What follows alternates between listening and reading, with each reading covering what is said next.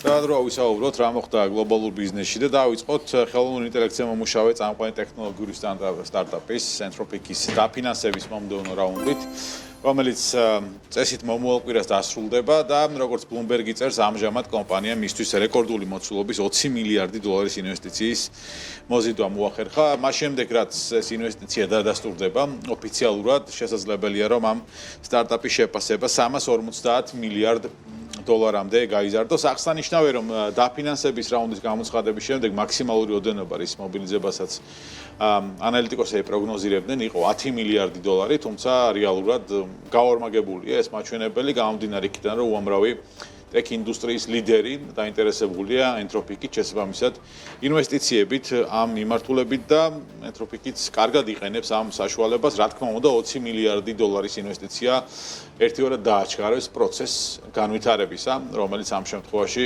ამ სტარტაპს აქვს. ჩვენ გასულ კვირებში საუბრობდით კლოდის მიერ შექმნილ AI აგენტზე, რომელმაც აყირავა მთელი ბაზარი. აყირავა ბაზარი, რაღაც დამატებით შიშები გააჩინა, ეს და მიმართებით შიშების იურისტებში და ბუღალტრებში ამ ეტაპზე. ასეთი თეთრსაყელოიანი პროფესიები, რომელთა საქმესაც პრინციპში ეს აგენტი ასრულებს ბევრად უფრო სწრაფად, ვერ ვიტყვი ხარისხიანად, მაგრამ ბევრად უფრო სწრაფად და ეფექტიანად, რა თქმა უნდა, იმ საქმენა გამომდინარე, იაფად თავისთავად ცხადია. შესაბამისად ამ სტარტაპის მიმართ ინტერესი გაზრდილი, ასევე მნიშვნელოვანია, რომ Entropic-ის მისამართ ინტერესი გამომდინარეობს იქიდანაც, რომ სხვა AI სტარტაპებთან და ხელსაწყოებთან შედარებით ინვესტორები, ანალიტიკოსები, მომხმარებლებიც ამბობენ, რომ ის მეტად ასე ვთქვათ მორგებულია კონფიდენციალურობის ნაწილში.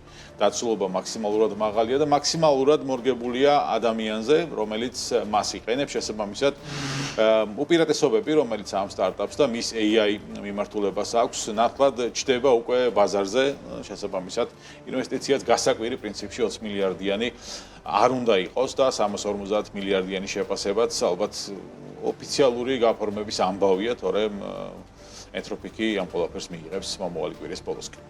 ხო, Entropic-მა რომ თავისი საქმე აკეთოს, მათ შორის Google-მა თავისი აკეთოს და OpenAI-მა ChatGPT განავითაროს, აუცილებელი არის ნახევარგამტარები. ნახევარგამტარები არის რეალურად ფუნდამენტი ყველაფრისა, რომელსაც ეშენება შემდეგ მთელი ინდუსტრია, ანუ საუბარი გვაქვს აქ პროცესორებზე, გამოთვლელ ბარათებზე, ჩიპებზე, სხვადასხვა ტიპის ხელსაწყოებზე, მიკროსკოპული ზომის რეალურად სქემებზე, რომელთა დახმარებითაც AI-ის კომპიუტერებს და cloud ინფრასტრუქტურას შეუძლია კალკულაცია. ეს არის ერთ-ერთი ყველაზე მაღალ ტექნოლოგიური ინდუსტრია პლანეტაზე, სხვათა შორის ეს ინდუსტრია ძალიან სწრაფად იზრდება. ნახევარგამტარების ინდუსტრიის ასოციაციამ გამოაქვეყნა ახალი პროგნოზი ამ წელთან, 2026 წელთან დაკავშირებით და მათი აზრით, მომდევნო 12 თვეში გლობალურად ნახევარგამტარების შესყიდვების რაოდენობა ახალ რეკორდს მიაღწევს, რა თქმა უნდა, ყოველ წელს ისედაც აღწევს. უბრალოდ ამ რეკორდის მოცულობა უკვე გადაცდება ოფიციალურად პირველად $1 ტრილიონ. აი ამდენის ჩიპებს იყიდიან კომპანიები სხვადასხვა მიზეზით. ზოგიერთი smartphone-ებში ჩაშენდება, ზოგიერთი კომპიუტერებში, ზოგიერთი წავაპირდაპირ AI-ში, ძალიან მარტივად რომ ვთქვათ. ეს ზრდა არის ძალიან დრამატული, რადგანაც წინა წელს 2025 წელს მოცულობა იყო 791 მილიარდი დოლარის, ანუ ზრდა იქნება დაახლოებით 26%-იანი. 26%-იანი ზრდა ლამის არც ერთ ინდუსტრიას დედამიწაზე არ აქვს გარდა ამ ინდუსტრიისა, ეს არის რა თქმა უნდა AI-ის ფუნდამენტი და როგორც AI იზრდება ფაქტობრივად ექსპონენტურად, აი სწორედ ესე იზრდება ნახევარგამტარების ინდუსტრია. მოცულობაზე როცა ვსაუბრობთ 791 მილიარდზე, აქედან ზრდა 26%. ხო, აქედან არის აი განსაკუთრებით დრამატული და $100 ექნება.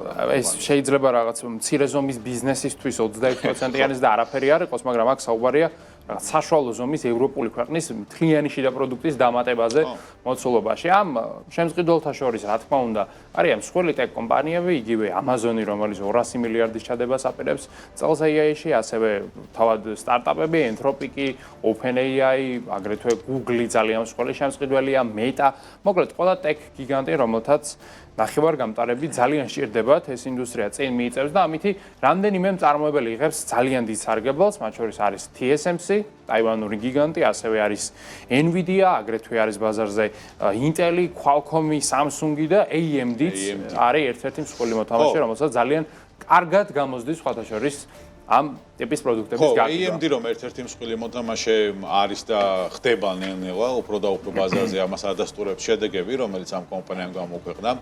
2025 წლის ბოლო მეოთხე კვარტალში კომპანიამ ანალიტიკოსების ყოველგვარ პროგნოზს გადააჭარბა და გაასამაგა წმინდა მოგების მაჩვენებელი, რაც მიმდინარე წელს კიდევ უფრო მეტი, ხო, ცუდი არა ეს ნამდვილად 1.51 მილიარდი დოლარია AMD-ს წმინდა მოგება. რაც შეეხება მთლიან შემოსავალს, კომპანიამ AI ჩიპებისა და ცენტრალური პროცესორების გაყიდვით ჯამურად 10 მილიარდ 270 მილიონი დოლარის გაუმუშავება მოახერხა. ანალიტიკოსები კი მოველოდნენ, რომ ეს მაჩვენებელი იქნებოდა დაახლოებით 9.5 მილიარდი დოლარის ფარგლებში. ამ შედეგით ტეკ კომპანიამ შემოსავლები გასული წლის ანალოგიურ პერიოდთან შედარებით გაზარდა 94%-ით, რაც საკმაოდ მოცულობითი ზრდაა და თუ გავითვალისწინებთ იმას, რომ წელს ტრილიონამდე უნდა გაიზარდოს ეს ბაზარი, ამ შემთხვევაში AMD საკუთარ ნაჭერს ამ ნამსხვრიდან რა თქმა უნდა აიღებს, ისეთ დიდს ვერა, როგორც TSMC ან Nvidia, მაგრამ ყოველ შემთხვევაში საკმაოდ ისეთი მსუყე ნაჭერი შეხვდება AMD-ს. AI ჩიპების ბაზარზე AMD-ს მიერ წარმოებული პროცესორები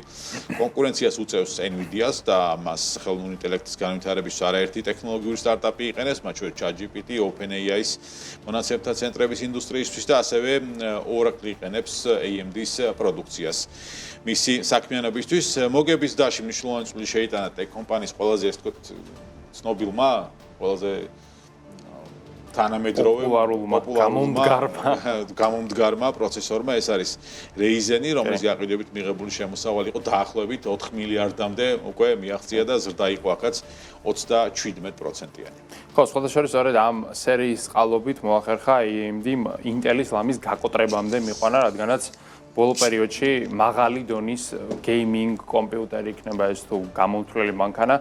ძირითადად სწორედ AMD-ის პროცესორებით არის აღჭურვილი. აქვე AI პროცესორებზე ვსაუბრობთ გამოთვლელ მანქანებზე და მათ ძალიან აქტიურად იყენებენ კრიპტომაინერები და კრიპტობირჟებიც, რადგანაც თავის დროზე თუ გახსოვთ, იყო ესეთი GPU-ების ბუმი და AI პროცესორების ბუმი და გამოთვლელი მანქანების ბუმი, მათ შორის საქართველოში ძალიან ბევრმა იყიდა GPU, რათა დაეწყო კრიპტომაინინგი, ერთ დროს იყო საკმაოდ ისეთი რენტაბელური ბიზნესი, მაგრამ შემდეგ ჰალვინგისა და ტარიფების კორექტირების გამო უკვე გართულებულია და გაძვირებული. ამიტომ ბიტკოინის მოპოვება არის ძალიან რთული, ძალიან ძვირი და ბიტკოინს უნდა მოფრთხილება. ბიტკოინი არ უნდა დაკარგოთ განსაკუთრებით სულელურად, ისე შემთხვევით. ხო, სულელურად შემთხვევით და ისე დილეტანტურად, როგორც ეს მოუვიდა სამხრეთ კორეულ კრიპტობირჟას BitHumps დარწმუნებულება ის არავის არასდროს გამოგიყენებიათ, რადგან სამხრეთ კორეაში არავინ არ ცხოვრობთ, მაგრამ სამხრეთ კორეელებს ერთი უცნაური დღე გამუთენდათ, როდესაც მათ გაიგეს, რომ ანგარიზე დაერცხათ რამდენიმე ბიტკოინი. აი ესეთი სიგიჟე მოხდა, მოკლედ BitHumps ჰქონდა დაგეგმილი, მარტივად რომ ვთქვათ, მომხმარებლების წახალისების კამპანია, რამდენიმე $10,000 ბიტკოინის დარიცხვა, ალბათ აი 10-15 დოლარის ფარგლებში იყო გათვლილი კამპანია, მაგრამ იქ სადღაც, როდესაც კოდი დაწერეს, გაეპარათ ალბათ რამდენიმე ნულით მეტი და შემთხვევით მომხმარებლებს არა $5, არამედ პოტენციურად თითო მომხმარებელს $5 მილიონი ბიტკოინი ჩაურიცხეს და ჯამურად, როგორც დათვალეს, შემთხვევით გადაურიცხეს მომხმარებლებს რამდენიმე მილიონს მომხმარებელს 44 მილიარდი დოლარის კრიპტოვალუტა. ანუ ფაქტობრივად მთელი რეზერვი, რაც ჰქონდა ბირჟას, გაუშვეს. სრულიად შემთხვევით. აქ რა თქმა უნდა, ვინც ჭკუა იხელთა იმან მომენტალურად გადაიტანა ეს შემთხვევით ჩარიცხული კრიპტოვალუტა, მაგრამ ბევრი ვერ მოვიდა აზრზე უბრალოდ რა მოხდა, ზოგმა რაღაც არ მიაქცია ყურადღება შეტყობინებას, ზოგი დააგვიანა რეაგირება, მათ რა თქმა უნდა გაიყინათ მომენტალურად ანგარიშები და ახლა როგორც BitHumps ამბობს, ყველა მომხმარებელი, ვინც გაიტანა, მათაც მიაგნებენ, რადგანაც ბლოკჩეინში აისახება ტრანზაქციების, ასე ვთქვათ, ბლოკავთო გატანის ხო, ნუ დაბლოკვილია, რა თქმა უნდა, ვერაფერს ვეღარ გაიტანს, მაგრამ ვინც გაიტანა, მათაც მიაგნებენ. ვინც გადარიცხა უკვე მათაც კი, მათ წინააღმდეგ სხვადასხვა ანუ მომხმარებლების ვინაობა მათთვის ცნობილია KYC მოთხოვნების გამო და აფრთხილებენ კიდეც ასეთ მომხმარებლებს, რომ თუ იმ ასეულობით მილიონის ბიტკოინს უკან არ დააბრუნებენ, მათ წინააღმდეგ დაიწყება სასამართლო დავა. დარწმუნებული ვარ, ზოგიერთი მომხმარებელი სასამართლო დავაზეც თანახმა იქნება, რადგანაც მათ თავზე როდესაც რამდენიმე ათეული მილიონის ბიტკოინი დაგეცემათ, ალბათ თქვენც მზად იქნებით, რომ მინიმუმ იდაოთ მისთვის. რადგანაც დასაკარგი მაინც რა გაქვთ ამ შემთხვევაში. რთული იქნება გადაიარონ ამით, მაგრამ აი ბროწეულის ფანტა შეუძლია გასინჯონ, შესანიშნავი არომატია, თუმცა ახლა გასაგებია, რომ ბიტკოინებს რო შეელევიან, ეს დრამატულად ცუდი იქნება მათთვის. კარგი, დონალდ ტრამპი და კრიპტოინდუსტრიის გლობალური გიგანტი Binance პრეზიდენტ ტრამპის ოჯახთან დაკავშირებულ კრიპტო პროექტს World Liberty Finance-ის მნიშვნელოვანი მხარდამჭერი გახდა, მხარდაჭერა გამოუცხადა Binance-მა პარტნიორობა Binance-ის სავაჭრო პლატფორმაზე ტოკენის ინტეგრაციას და ლიკვიდობით მხარდაჭერას მოიცავს, რაც ტრამპის კრიპტოვალუტაზე, რა თქმა უნდა, მოთხოვნას გაზრდის და უკვე ზრდის პრინციპში. ტრამპის ოჯახის წევრები, რომლებიც პროექტის აქტიური მხარდამჭერები არიან, აცხადებენ, რომ მათი მიზანი ამერიკის მსოფლიო კრიპტო დედაქალაქად ქცევაა და როგორც ჩანს, ამ პროცესში საკვანძო როლი სწორედ Binance ექნება. უცნობია რა სარგებელს ელოდება Binance, თუმცა შეგვიძლია მარტივად ვივარაუდოთ, რომ ამ ტიპის მხარდაჭერა ამერიკის შეერთებული შტატების პრეზიდენტის ოჯახის კომპანიისადმი გამოწვეულია იმით, რომ მათ რაღაც გარკვეული